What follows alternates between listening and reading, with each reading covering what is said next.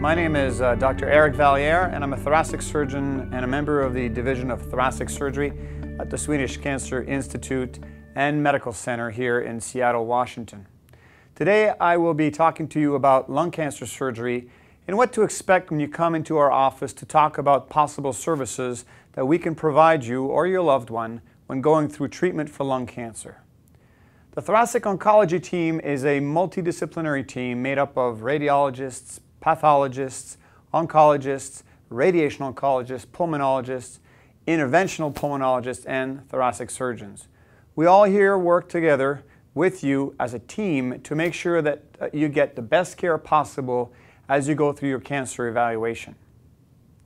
When you come in for your first appointment in our clinic to talk about the treatment possibilities of a lung cancer, I will start off by asking you questions about your own personal health history and your current medical condition. I will then briefly examine you with a particular attention to your neck, your lungs, and your heart. Next, if you wish, we can review your x-rays on a computer monitor if available. Following this, utilizing this board, I will review the basics on how we individually approach each individual with lung cancer in whom surgery is being contemplated. So let's presume that you have a proven cancer in the left upper lung. And I will draw and explain to you why we do things and we do it the way we want to do them. And the first thing that we have to address is a principle, and that's called Resect Ability. Now, what this means is the following. If we knew that this cancer had already spread somewhere else in the body, we would not usually consider surgery as part of your treatment. So the first thing that we have to address as clinicians taking care of you is whether or not there's any evidence that your cancer has spread outside the chest. And in 2009, the way we do this is mainly by using a PET scan. Most of you will have had that test done before you come to see us. In certain individuals, we will also want to image the brain as a separate test, usually by trying to get what's called an MRI of your brain. And again, the purpose of these tests is to assess whether or not the cancer is localized or whether it's already, there's evidence that it has spread outside. The third area of interest are lymph nodes that are inside the chest in this compartment here, and that's a compartment that's called the mediastinum. Now, the PET scan looks at the mediastinum and will give us some information as to whether or not by this test there is evidence that the lymph nodes are clean or whether they're involved with cancer. But in certain situations, we will do additional testing on those lymph nodes to assure as best as we can that they are not involved, mainly because the PET scan will sometimes miss the fact that there is no disease, that the cancer has already spread to the lymph nodes, but the PET scan doesn't show it. So to do this, we will do what's called a mediastinoscopy, and that's a little operation that we do. Or we'll do a test called an endobronchial ultrasound, which allows us to biopsy the lymph nodes. Now, I will not go into details of to whom we will do one test, the other, or both, but the purpose of these procedures here is to get more information on the lymph node status here in the middle, because that will be a key in determining whether or not we should offer you surgery as your next treatment step. Assuming all the tests come back clean, that there's no evidence of spread, then that's taken care of. And the second point then we have to address has to do more with you, and that's called operability. Meaning, are you fit enough that we can contemplate operating and taking out a portion of your lung? Or are your lungs too weak? Is your heart too weak? Is the rest of you too weak so that it wouldn't be safe to proceed? And the way we address that is mainly by asking you questions at the beginning of the interview, but we also do some testing here. And one of the tests that we do in everyone is called PFTs, or pulmonary function tests.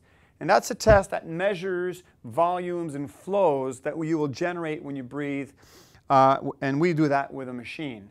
That will give us some numbers, some objective numbers on how strong and how weak your lungs are, allowing us to judge whether it is safe or not to remove a part of your lung, the whole lung, or not operate at all.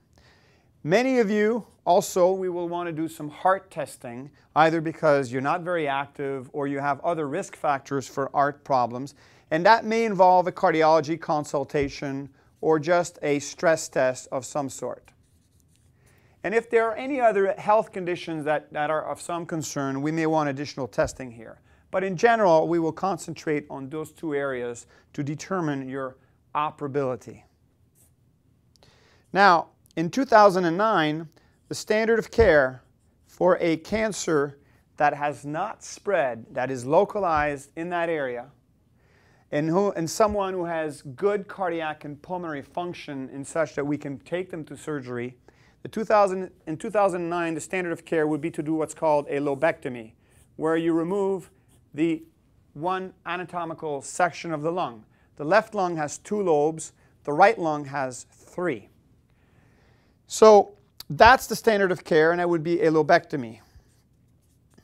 Now, there are other options available. Surgery is not the only option, and we will touch upon that during the interview, but radiation therapy can be used as a primary mode of treating your cancer if you don't want surgery, or if your operability here is questionable. Maybe we'll want to offer radiation instead. Chemotherapy is another option that we may want to discuss, but usually when the cancer is localized, that's rarely used as a first line of treatment.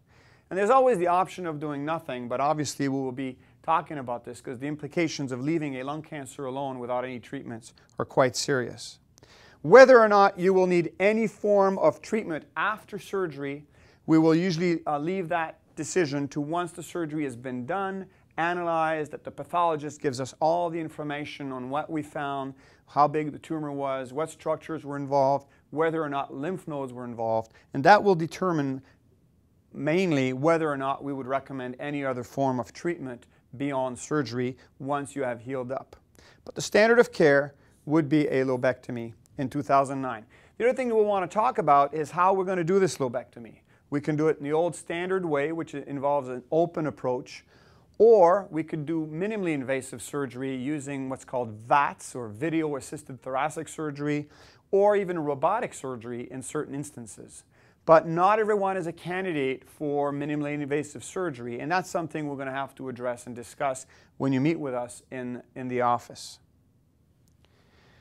The fourth bullet that we will be discussing when you come to see us is whether or not there are any trials or research efforts that you could consider participating in. Some of these trials involve purely some testing that we want to do with you before surgery.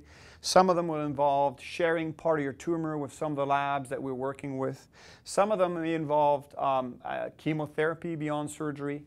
We also have a trial right now that involves vaccination, a special vaccine use after surgery. So there are options, and over time these trials open and close, and we'll be talking to you individually about that when we meet with you in the office.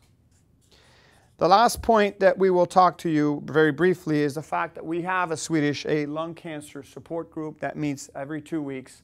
And if you want to have more information about this, we can give you the information where to go and who to contact if you need help at this level. And that will cover most of the interview that we will be having with you in the office that day. If you have any questions, usually I like to take them at the end, because once we've covered all of this, a lot of the questions that you had coming into the office have been answered. But obviously, if you or your loved ones have questions, we'll take them at the end. So this will conclude my description of how your visit may happen with us here in the office. For more details, I would encourage you to consult our website. There's a lot more information. And on behalf of the entire thoracic surgery team here at Swedish Medical Center, I thank you for listening to our podcast titled Introduction to Lung Cancer. Thank you.